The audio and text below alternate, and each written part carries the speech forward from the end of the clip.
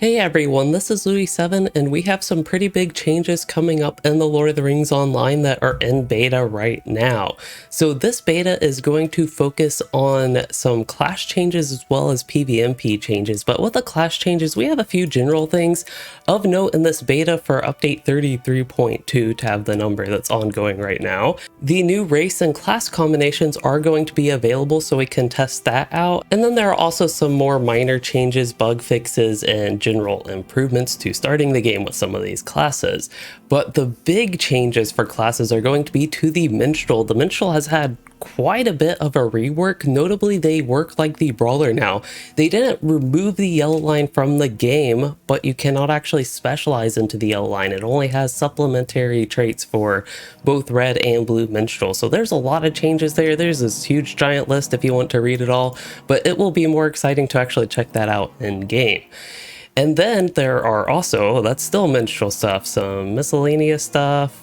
We're still on Minstrel actually, but way down here we finally get to the monster player class changes. Now I don't really play PvMP, so it wouldn't be fair for me to go through all this stuff, but it looks like there have been a lot of buffs to the monster player classes and then a whole lot of more changes that have been communicated actually from Orion, the person who has done it. Seems like at least a lot of the work on PvMP and has communicated on it.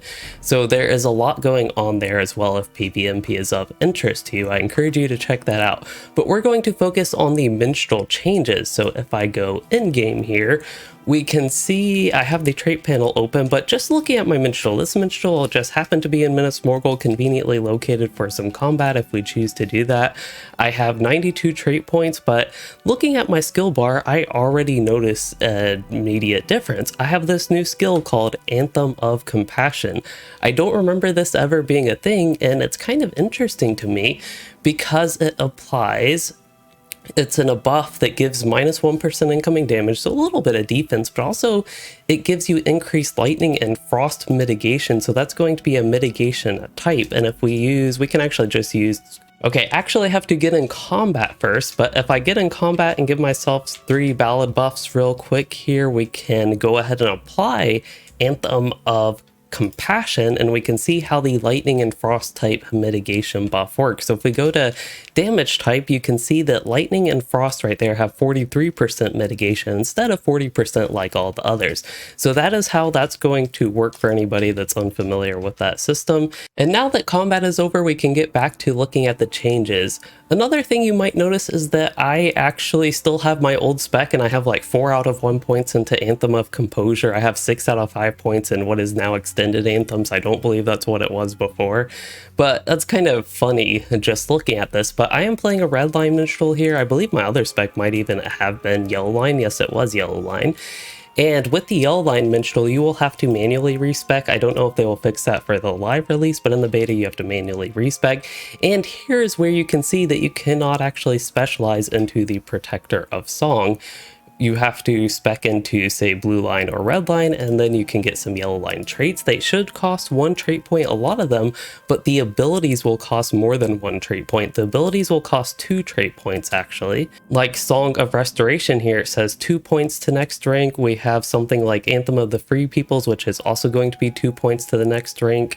And then you'll notice Call to Greatness here is going to be 3 points to next rank. So they did say some special traits will be 3 points. It's a little bit inconsistent, and it does communicate that in game, and it follows somewhat of a format, but just be aware that not every single trait will be 1 point. Now that's a general overview of what I am initially seeing with the changes in the yellow line, and you can actually see all my unworking trait points have actually been taken out once I just switched specs, but we'll go ahead and completely respec and look at the yellow line stuff in more detail. I don't play blue line Minstrel too often, so I am not familiar just by looking in game. We actually have Anthem of Compassion here. It's really weird that I had Anthem of Compassion, and now that I respec'd, I don't have that, so that was probably a bug since it's a blue line trait. I'm not familiar with that being an Anthem beforehand, and actually if we look at Anthem of Composure, you will see Shadow, Acid, and Fire. So it looks like with these 2 anthems, just to be clear, the yellow line one, Anthem of Composure, which I should actually have on my character, and Anthem of Compassion, if I just hold it here, that is going to be behind my head. Okay, so I moved the examination tooltip position so we can actually look at this in a little bit better detail, but Here with Anthem of Compassion, that one will give you Lightning and Frost mitigation, and now Anthem of Composure, a new effect to the old ability, is it will give you Shadow, Acid, and Fire mitigation. Now another thing I am quickly noticing is that anthems don't actually affect codas. Before this update, or as it is current before the beta, they used to by default give some effect to your next coda ability, but now you have to get, here it is in the notes actually, you will have to get a new trait called Invigorating Anthems. We can hopefully find that, and rank 1 will give you the personal effect that is what it used to be with the Anthem skill. You'll now require a trait to get that, and then ranks 2 to 4 will reduce the Anthem cooldowns a little bit. So if we look for Invigorating, here it is, this one, Invigorating Anthems, will now give it the effect, and then eventually the cooldown. I'm guessing the description on that is not perfect yet. So let's go ahead and respec here and start right from the beginning. I'm actually going to spec into 2, but I'm going to focus on the yellow line just for this video because there are a whole lot of changes with the yellow line. So first thing is improved strikes. That increases your strike damage and strike healing, which as far as I know is only Dissonant Strike for the Minstrel, so I probably won't quickly take that one. Another one is Echoes of Battle, which in a somewhat recent update actually had its damage greatly improved, where it is more often worth casting than it used to be, and very short fights still might want to avoid that, but it's something to consider to, of course, give increased or decreased rather enemy resistance, and it's an increased buff.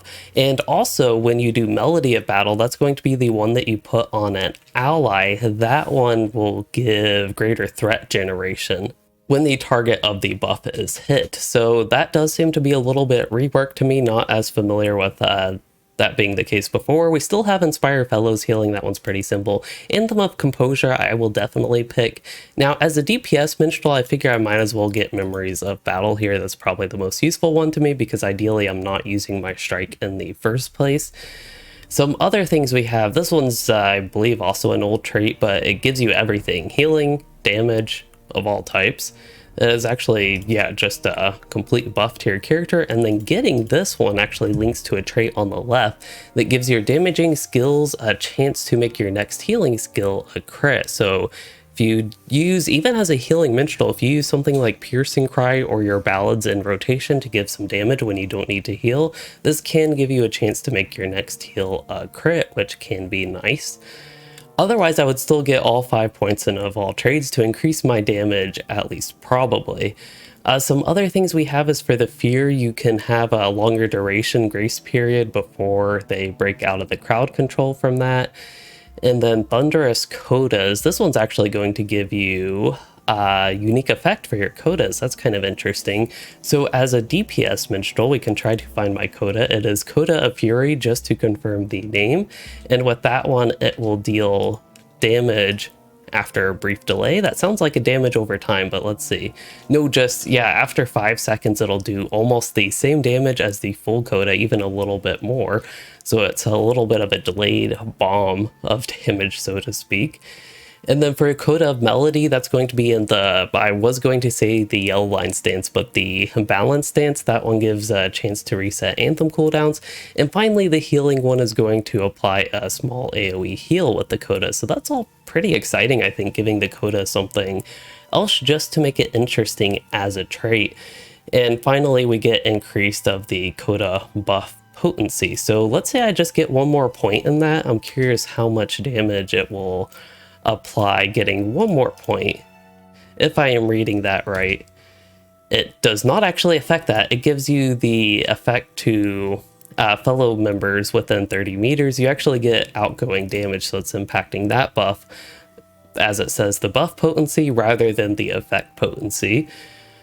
So that is something to note for like a leveling minstrel, redline solo minstrel. That could give me a damage buff, but there's a lot of stuff going on. I don't know if it'd be worth a bunch of trait points, especially considering we haven't even looked at redline. The main focus here is on yellow line. And then for healing and something like that, it's probably more worth considering putting points in this, again, given that you have points.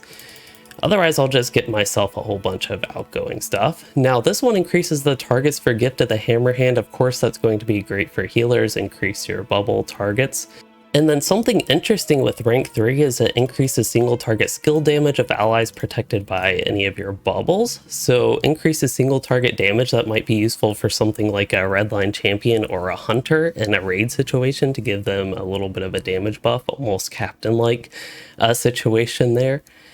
And then we have Song of Restoration. This is one that's going to cost 2 trait points because it is a skill, or at least changes the skill. I guess that is why it's 2 trait points, but it will remove an additional thing, and it's now a targeted skill. Will remove additional debuff if you're not familiar with how that works in the first place. And then Anthem of Prowess. This is going to be, as far as I know, it's a new anthem, but it looks very familiar. The icon is very familiar to me. Maybe it's an old one reworked into this. But anyway, Anthem of Prowess is really interesting because it increases Orccraft and Fellrot mitigation, which are only useful for PvMP, but outside of PvMP, it actually has uses for your melee allies and hunters. And really anybody can take advantage of the minus percent attack duration and increased attack speed, but you also get increased melee damage and some agility with that. Not the biggest fan of agility, especially that small number. I don't know how the balance is completed, but at this level, at level 121, that is very minor amount of agility. Like, compare it to my will at 60,000, it's basically negligible. But that is something that'd probably be worth picking just to have another anthem. Next up, we have Tactical Mastery. Can help you get to the Tactical Mastery cap, but at rank 6, it's notable that you can get to plus 5% tactical mitigation, which is great for survival and staying along. Can increase anthem durations with extended anthems. We have one that decreases anthem cooldown by up to 5 seconds. I don't remember exactly what the anthem cooldowns were before, but now they're 30-second default, by the way. And then next up is just critical chance for ballads. This next one, ballads provide a portion of their bonus to your fellowship. I think I remember something like this being in the yellow line before, but you give a little bit of your bonuses that usually just affect yourself to allies, such as this one's minus power cost, tactical damage, healing to outgoing healing. So something I'm curious is how the tooltip for these changes with that. Yes, here it is. Effects applied to fellowship within 30 meters minus 1.5% power cost. That one's plus 1.5% tactical damage, and this one's 1.5% outgoing healing. So just a little bit of buffs attached to your ballads, really. And then it looks like in Melody stance, so this does give you a reason to go into the in-between stance. Strike a chord, your ballads inflict the bonuses you gain as debuffs on enemies. I don't actually remember that being a thing before, but something is ringing in my mind that it might actually have been. So if I go and use my ballad, it will apply this debuff minus 5% damage. Wow. I didn't know it'd be that much. Plus 10% power cost. I don't know if that really has much of an impact overall. And then outgoing healing if they happen to heal. So just a little bit of debuffs to go along with your Minstrel. So we have critical chance of ballads. Might as well put points in that because that will help us see what sharing a story is. Critical hit with a ballad will reset Piercing Cry cooldowns. This is one of my favorite traits because Piercing Cry is one of the strongest abilities on the Minstrel, not because it necessarily does the most damage, but you can use it to animation cancel. So if I press Cry of the Valor, which is a pretty long animation ability, and then Piercing Cry, it will cancel the animation of Cry of the Valor, and Piercing Cry will do its damage. You almost get 2 abilities in one when you use it in that case, and being able to reset the cooldown on that, as it looked like I might have done there with the ballads, is basically very powerful because you just get to use Piercing Cry and cancel more animations. So that is going to be a little bit deeper into the yellow line, but it's still something I will be hunting out for at least my red line Minstrel. Next up is another anthem. Wow, we're going to have so many anthems. I'm going to have to rework how I play my Minstrel with the skill bars with all these new anthems. But this one is going to be increased damage for your allies. It's going to be increased incoming healing modifier. And this one's really interesting in that it heals. Now, the heal is only for 10-second duration, so that's not the full anthem duration that it heals, but it has a little heal over time component to it. I'm going to go ahead and put 3 points in that because I'm curious how it works with the war speech or modern day dissonant stance line. So let's go ahead and just get me all my ballad buffs. And I will use Anthem of the Free Peoples, and it does look like it still applies to the Fellowship. Got my morale restore right there, which is actually a fairly decent heal over time. And we got the buffs. So that one actually looks pretty nice when you have all 3 points in it. This one is going to be linked to Tale of Tales. So this one, as far as I know, is something else that is new. Maybe some of the set bonuses. I'm not familiar with the old Yellow Line set bonuses, so maybe some of those set bonuses have been worked into traits. But this one is Anthem skills will tear up Tale of Tales effect on nearby Fellowship or Raid members. And what Tale of Tales is it gives you Fate, Resistance, Finesse, Critical Rating, and Vitality. I, of course, have to test this out. So when I use an Anthem, that one will give 341 Fate, for example, 1 minute duration. It looks like they all just say they give 341 Fate. I'm not sure if that is a bug or if it's just not showing everything you get. So there's a way to test that. Let's go ahead and just build all my ballads real quick, and I will use one of these. There's Tale of Tales. That says tier 1 is plus Fate. Oh, the Anthem share a cooldown. I did not realize that. I don't remember that always being the case, but the Anthem share a cooldown now. So you have to actually pick and choose which one you want to use wisely. I know we're like 15-20 minutes into this video and I'm just realizing that. That's what I get for skimming the patch notes and jumping straight in game. But yes, tier 2 will give you the resistance rating. So far the stats are very minor and this actually does not seem worth it based on the stats it gives. But we can continue to run through this and just eventually see what it gives. I can also heal myself to make sure I stay alive for that. Might as well use Bolster Courage. Use the next one to see how much of whatever the next stat is. Yeah, 3,780 Finesse. That is very much so, very small. This is of course beta, but those stats, if they intend them to be useful, they need to be scaled a lot better to me. And we still have more anthems to get to. Actually, this is not an anthem, this is Song of Aid. Alright, next stat, what did we get? Gotta find the right icon. This one's 6,430 critical rating. I'm guessing the vitality isn't all that much, so unfortunately that one wasn't too exciting. Now, Song of Aid, the next active skill, is going to be a pretty long cooldown ability that gives actually a reduce and reflect damage buff for 10 seconds. Sounds a little bit like some Runekeeper stuff, or just like a bubble really. But it also will heal your, not just yourself, but your allies quite a bit, and then has a decent heal over time to go along with it.